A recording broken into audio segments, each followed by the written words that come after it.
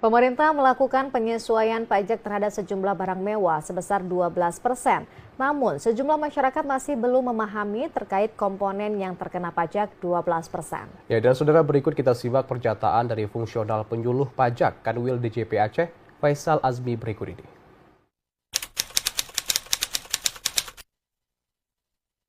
Berdasarkan Undang-Undang Nomor 7 Tahun 2021 terkait harmonisasi peraturan perpajakan, selambat-lambatnya tanggal 1 Januari 2025 berlaku PPN 12%. Namun yang ingin kita sampaikan bahwa tarif PPN 12% ini itu berlaku bagi barang-barang yang mewah, yang dikategorikan mewah. Ya, nanti kita bisa melihat bahwa kategori barang mewah ini ada yang kendaraan bermotor, dan juga ada barang-barang mewah selain kendaraan bermotor.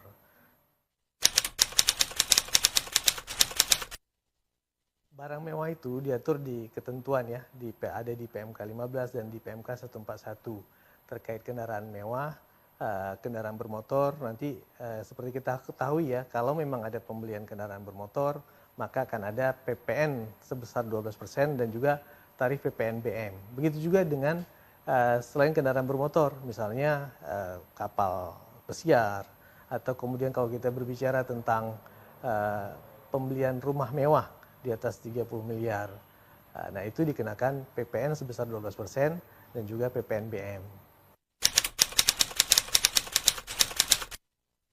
Ini yang menarik ya, bahwa memang kalau kita cermati sesuai dengan ketentuan yang ada di PMK yang saya sebutkan tadi, terkait pembelian rumah mewah seharga 30 miliar ya, mungkin kalau kita melihat bisa jadi sangat minim ya, atau mungkin bahkan tidak ada.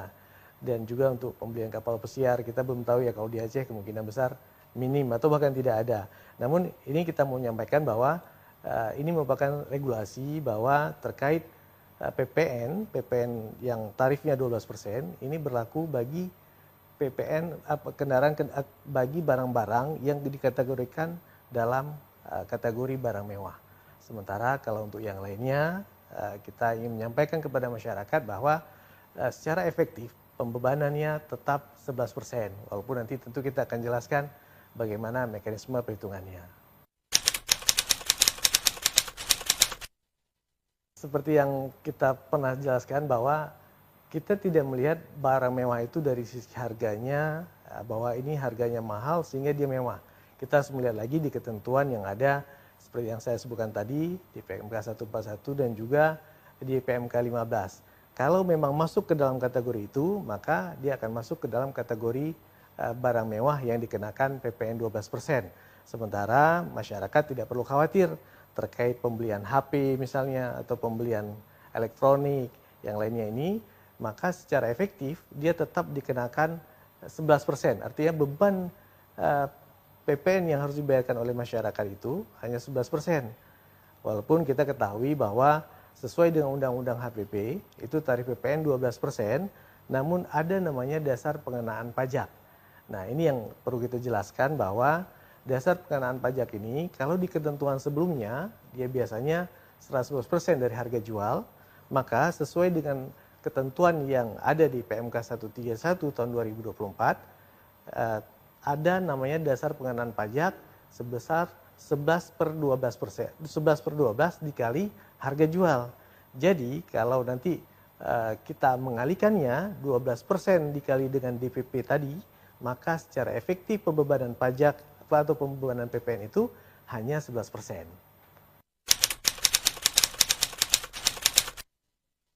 Pajak ini kan memang suatu kondisi yang kemudian harus ditetapkan melalui undang-undang.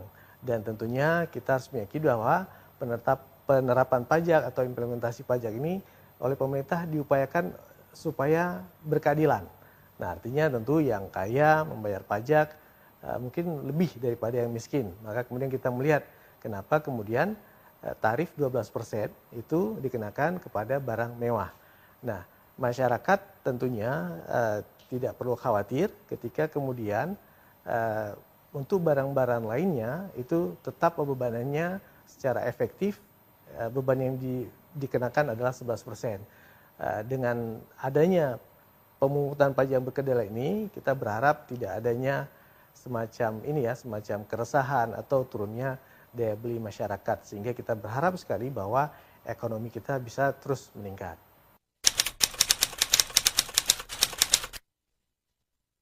Kita ketahui bahwa ada insentif kalau dulu kita pernah mendengar insentif terkait kendaraan mobil listrik ya. Mobil listrik itu nanti ada ketentuan khusus. Tapi kalau untuk kendaraan lainnya memang dikenakan PPNBM dan juga PPN. Namun kita ingin menyampaikan terkait PPNBM ini dia hanya dikenakan sekali ya ketika nanti dia impor atau pembelian dari pabrikan. Ada banyak insentif sebenarnya yang sudah disampaikan oleh pemerintah ya, termasuk kita mendengarkan siaran pers di tanggal 16 Desember 2024 kemarin.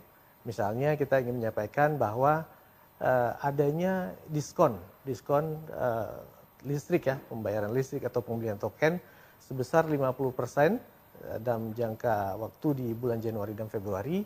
Dan juga kita ingin menyampaikan bahwa adanya insentif bagi semacam jaminan jaminan bagi yang kehilangan pekerjaan, termasuk juga banyak insentif lainnya.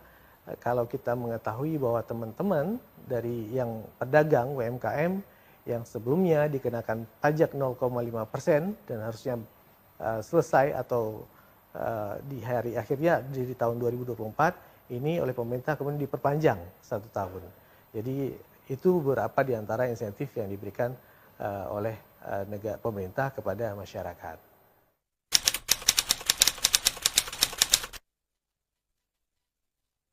Iya, memang tidak secara khusus ya di Kanwil DJP Aceh kita melihat memang ada keluhan terkait perubahan atau penerapan tarif 12% dan juga tarif efektif 11% kepada yang non barang mewah tadi. Namun kita ingin menyampaikan bahwa dari Kanwil DJP Aceh dan juga dari DJP itu terus memberikan sosialisasi, memberikan edukasi, kami memanfaatkan berbagai media yang ada ya, termasuk hari ini TVRI untuk kemudian bisa mengedukasi masyarakat.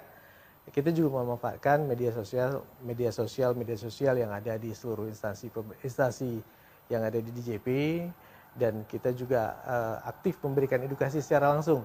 Jadi kita memang di KPP dan juga di KP2KP yang ada di daerah itu menerima wajib pajak untuk memberikan edukasi bagaimana cara perhitungan dan bagaimana cara kemudian bisa melaporkan hak dan kewajiban dia di bidang perpajakan khususnya dalam masa-masa di awal tahun ini.